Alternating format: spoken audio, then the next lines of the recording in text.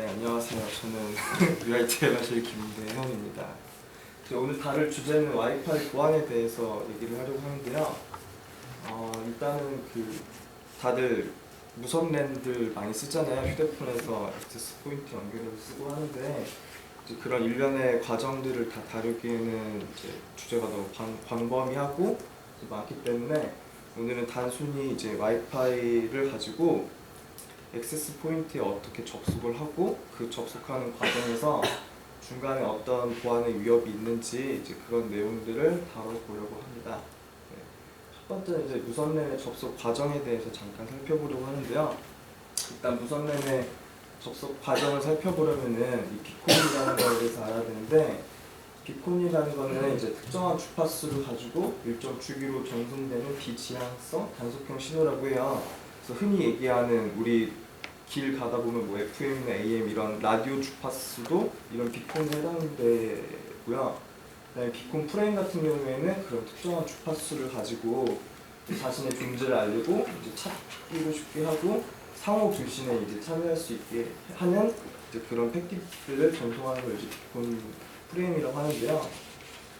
이제 접속 절차를 보면은 이제 와이파이에 접속할 수 있는 컴퓨터하고 액세스 포인트가 있으면은 액세스 포인트에서는 지속적으로 저 비콘 프레임이라는 응답을 이제 요청을 날려준다고 해요. 그러면은 저 비콘 프레임을 받을 수 있는 기기에서는 이제 프로브 리퀘스트, 프로브 리스폰스 이런 일련의 인증, 그다음에 결합 과정들을 거쳐서 최종적으로 두 이제 기기 간의 연결이 이제 완성이 되는 건데요.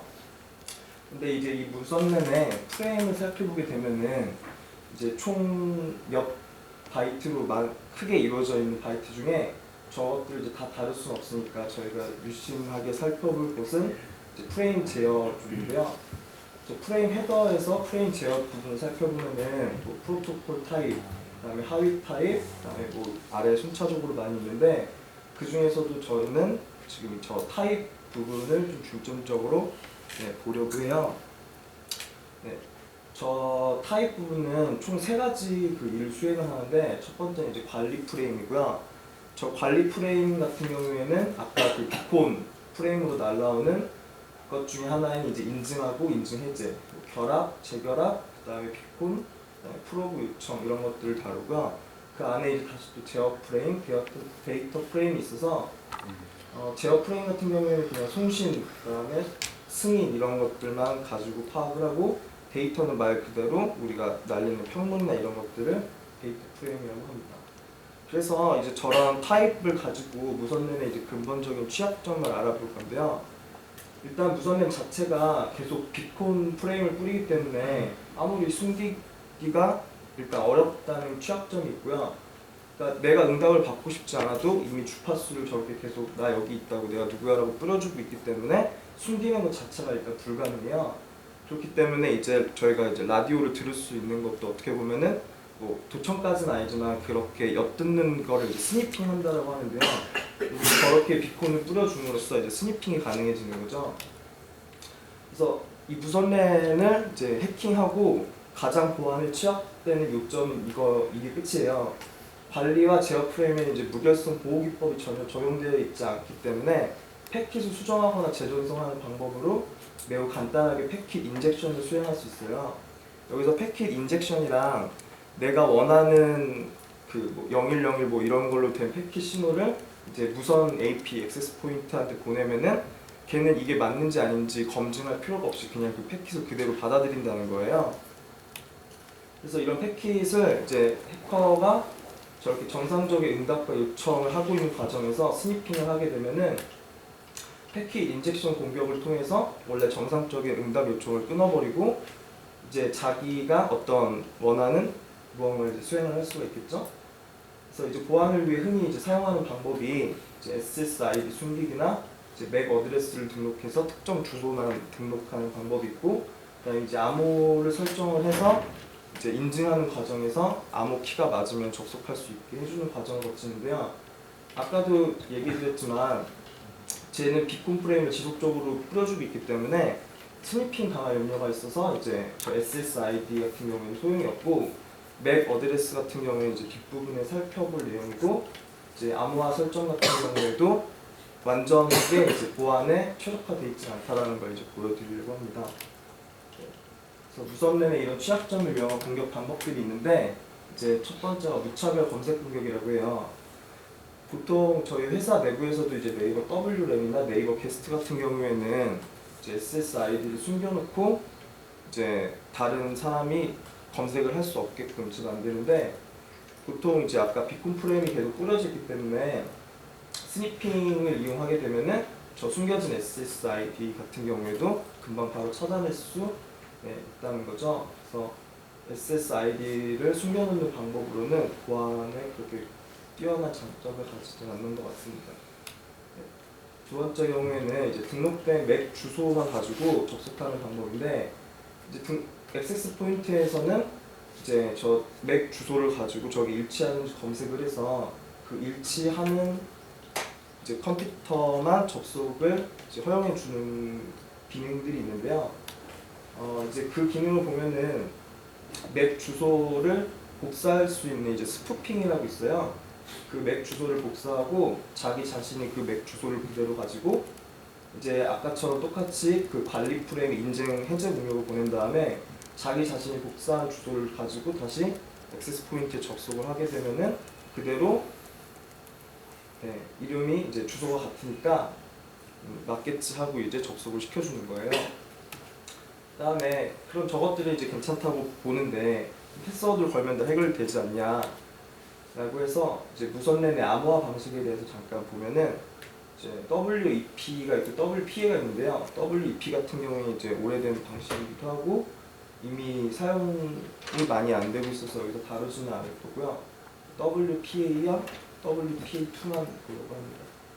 그 WPA 같은 경우에는 총 이런 4가지 과정을 거쳐서 4웨이 핸드쉐이크라고 해요.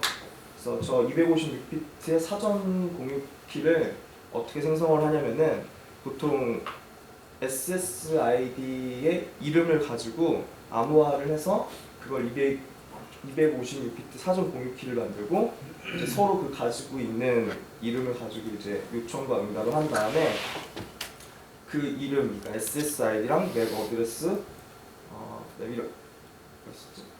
이런 것들한테 조합을 해서 저 난스라는 거는 한 번만 쓸 수 있는 넘버 오브 원스라고 해서 일회용 키를 이제 보내주는 거죠. 그래서 다시 저 키를 가지고 컴퓨터에서 이제 받으면은 그 컴퓨터에서 액세스 포인트한테 다시 잘 받았다라는 신호를 보내주고 그 다시 신호를 받으면은 그 개인화 키를 가지고 이제 키 설치해주고 이제 그 키가 맞으면은 다시 승인해주는 이런 과정을 거치게 되는데 이런 과정을 총 4웨이 핸드쉐이크라고 합니다.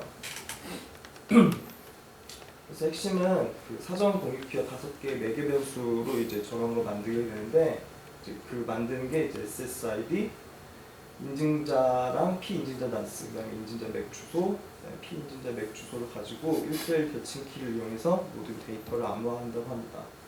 이렇게 보면은 결국에는 이제 암호화가 잘 돼서 뚫을 수 없을 것 같은 생각이 되는데 이 WPA 같은 경우에는 이제 사전 공격에 취약하다고 해요. 그래서 클라이언트하고 무선랜 사이의 내 방향, 이제 WPA 핸드쉐이크하고 방대한 양의 이제 암호 사전만 있으면은 크랙이 가능한 거죠. 그래서 보통 이제 그 컴퓨터랑 이제 액세스 포인트 간에는 한번 인증 과정을 거치게 될 때 그 내 방향 이제 핸드쉐이크라고 해서 아까 그 일련의 과정을 거치게 되는데 저 그 핸드쉐이크 자체도 스니핑 가능하기 때문에 아까처럼 그 인증 해제 결합 그 프레임을 보내고 다시 이제 재결합하는 과정에서 그 핸드쉐이크를 이제 스니핑을 하게 되면은 그 암호화된 사전 공유 키에 이제 무차별 개입을 시도를 해서 이제 저런 암호화도 뚫을 수 있게 됩니다. 그래서 보통 이제 보게 되면은 지금 같은 경우에는 AP 액세스 포인트만 공격하는 방식을 깼다면은 반대로 이제 무선 클라이언트가 휴대폰이나 이런 것들이 이제 액세스 포인트에 접속을 하게 되는데 휴대폰만 있어도 해킹을 할 수 있는 방법이 있다고 해요. 그래서 무선랜 없이 이제 무선 클라이언트도 이제 해킹 가능한데요. 보게 되면은 이제 실제 액세스 포인트가 뭐 SSID도 있고 맥 주소도 있고 뭐 패스워드도 있고 이럴 텐데 저희가 흔히 사용하는 뭐 핸드폰이라든지 노트북 이런 것들은 전에 접속한 액세스 포인트를 기억을 하고 있다가 자동으로 그 원래 접속했던 액세스 포인트를 찾으려고 하는 환경 설정이나 이런 것들이 있기 때문에 거기에서 다시 내가 지금 누굴 찾고 있는지 SSID랑 그 다음에 그 SSID 채널, 그 다음에 맥 주소 같은 것들을 자기가 본인이 알아서 뿌리는 거예요. 그렇기 때문에 그 실제 저 AP가 없이도 이제 휴대폰이나 이런 거에는 접속한 AP 그 기록만 가지고도 해킹 가능하다고 해요. 그래서 저런 것들을 이제 허니팟이라고 하는데요. 그 비콘 프레임을 이제 스니핑을 통해서 제가 누굴 찾고 있는지 그 주시를 하고 있다가 제가 찾고 있는 게 네이버 W랜이네, 맥 주소는 이런 거구나라는 거를 스니핑을 통해서 자기 자신을 똑같이 저렇게 액세스 포인트로 설정을 하는 거죠. 그러면은 실제 액세스 포인트에는 해커가 그 접속, 그러니까 DOS 공격을 해놓고 자기 자신이 이제 내가 네이버 W랜이다 라고 하면은 전에 접속했던 그 액세스 포인트 같은 경우에는 저 허니팟으로 접속을 하게 된다고 해요. 저 허니팟 공격에는 사실 단점도 하나가 있는데 그 수신 강도가 실제 액세스 포인트보다 약하면은 어쩔 수 없이 저 실제 액세스 포인트 다시 접속이 된다고 하더라고요. 네.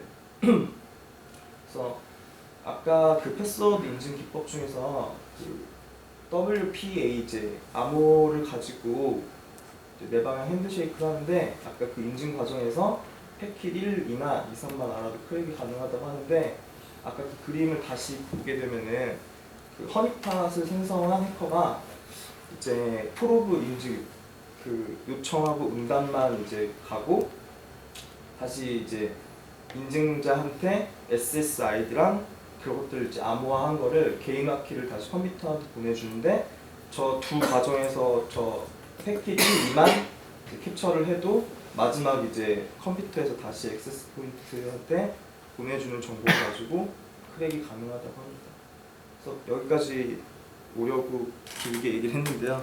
결국에는 무선망 보안을 하기 위해서는 흔히 알고 있는 이제 공공 AP 사용을 자제하고 이제 의미가 없는 뭐 패스워드나 이제 특수 문자 조합을 하고 AP 자동 연결을 해제함으로써 자기 자신이 이전에 접속을 했던 액세스 포인트를 숨겨서 그런 정보들을 좀 숨길 수 있다고 하더라고요. 그리고 인터넷이 자주 끊기거나 느리다면 한 번쯤 의심을 해보는 게 좋을 것 같습니다.